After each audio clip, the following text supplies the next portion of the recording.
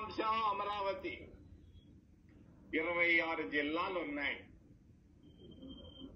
26 జిల్లాల్లో దాదాపు 20 జిల్లాలకు అంత మనసులో సంతోషంగా లేదు.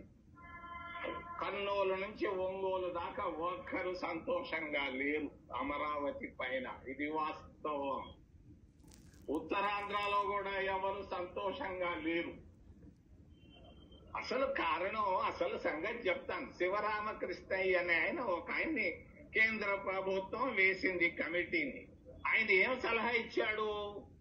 ఒంగోలు దగ్గర దొనకొండలో 1,00,000 ప్రభుత్వ భూములున్నాయి, అక్కడైతే బాగుంటుందని ఆయన కమిటీ ఇచ్చాడు కదా. దొనకొండలో ఈయనకి పనులు జరగవనుకున్నాడు.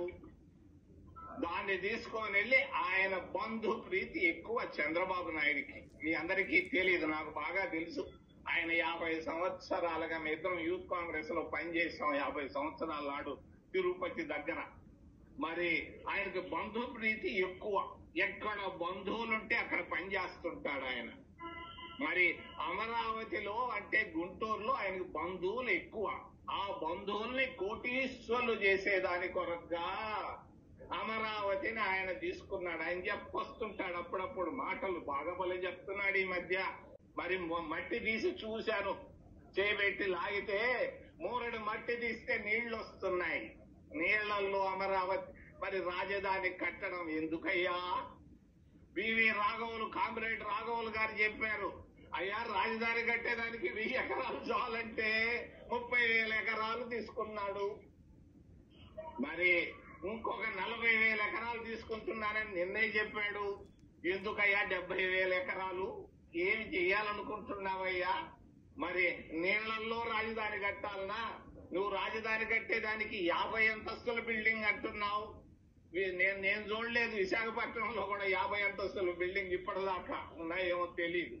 మరి 50 అంతస్తుల బిల్డింగ్ కట్టాలంటే కన్స్ట్రక్షన్ కాస్ట్ 10 అంతలు పెరుగుతుంది.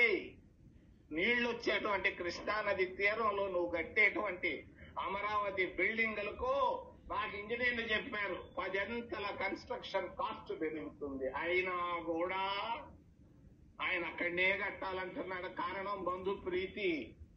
దొనకొండలో లేరు ఆయనకి బంధువులు. ఆ బంధు ప్రీతి వల్ల మరి అంతేకాదు, ఆయన తెలిసిన బంధువులు మిత్రులంతా భూములు కొనేసి ఉన్నారు. ముందుగానే రాజధాని వస్తుందని 100-200 ఎకరాలు బినామీ పేర్లతో కొనుక్కొని ఉన్నారు. అది ఒక పెద్ద అది ఒక అవినీతి గుట్ట అవుతుందని నేను తెలియజేస్తున్నాను.